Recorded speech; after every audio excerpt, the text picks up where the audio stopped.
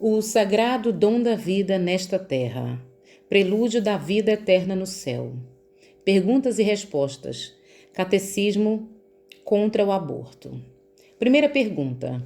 Por que a Igreja defende a vida? A Igreja nos ensina que há um só Deus, todo-poderoso, e que criou o céu e a terra, e todas as coisas que no céu, e que há no céu e que há na terra, e que se contém, isto é, todo o universo. A vida presente na terra é, portanto, um dom de Deus, que nos cumpre preservar e orientar para Deus. Segunda pergunta. Qual as criaturas mais nobres que Deus criou? As criaturas mais nobres que Deus criou foram os santos, foram os homens e os anjos. Terceira pergunta. Qual a criatura mais elevada que Deus colocou sobre a terra? A criatura mais elevada que Deus colocou sobre a terra é o homem. Entende-se com esta palavra, por simplificação de linguagem, os dois sexos, isto é, o homem e a mulher. Quarta pergunta. O que é o homem?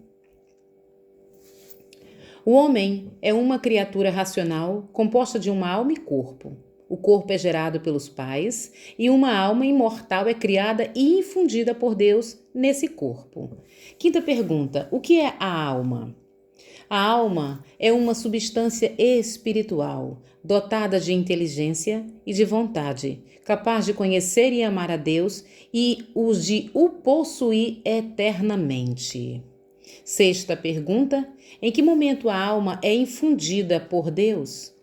Bom, não há unanimidade entre os autores sobre este ponto. Para alguns, a infusão da alma dá-se desde o primeiro instante da concepção.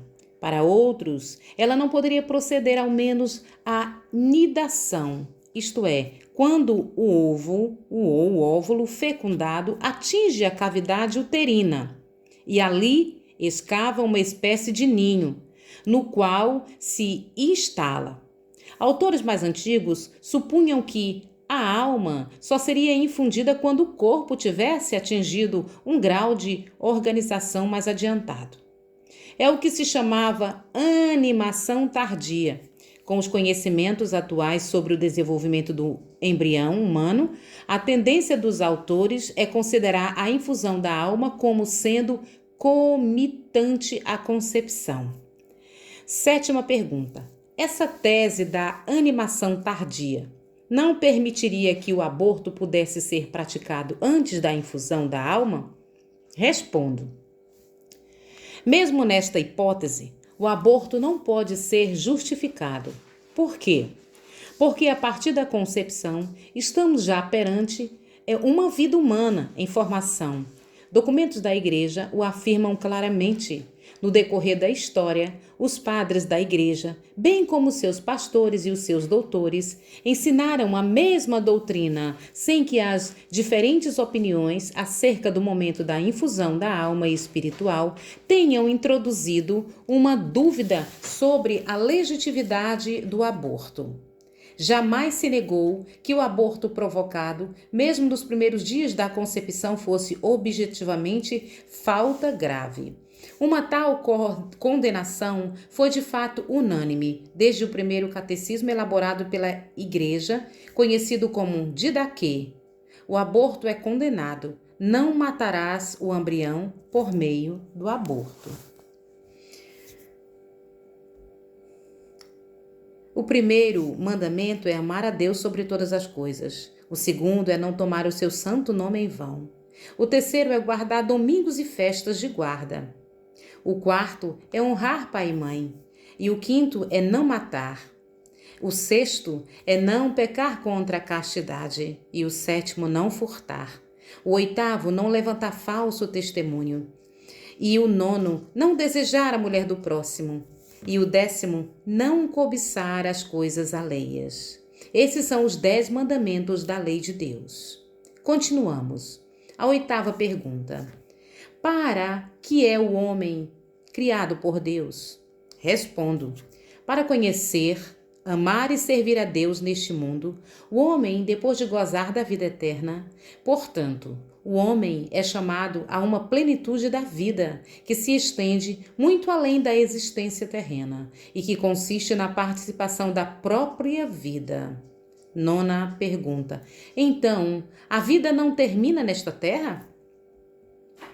Não, não. Deus nos criou para nos levar para o céu. Porém, não nos obriga a isso e quer que aceitemos voluntariamente esse convívio eterno com Ele, com livre arbítrio, com toda a nossa liberdade.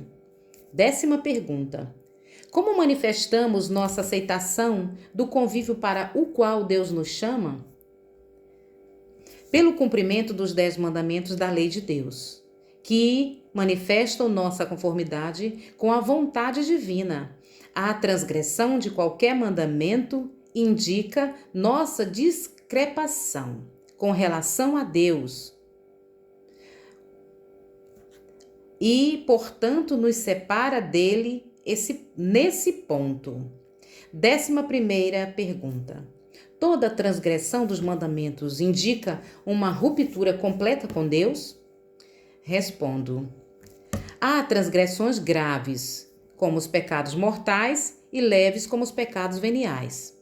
Somente os pecados mortais nos separam absolutamente de Deus, mas podemos nos arrepender deles e obter o perdão de Deus através da Santa Confissão, sincera a um sacerdote autorizado.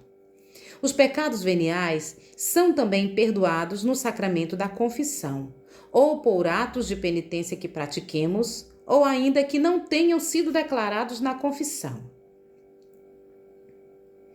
12ª pergunta: e assim, perdoados, vamos diretamente para o céu?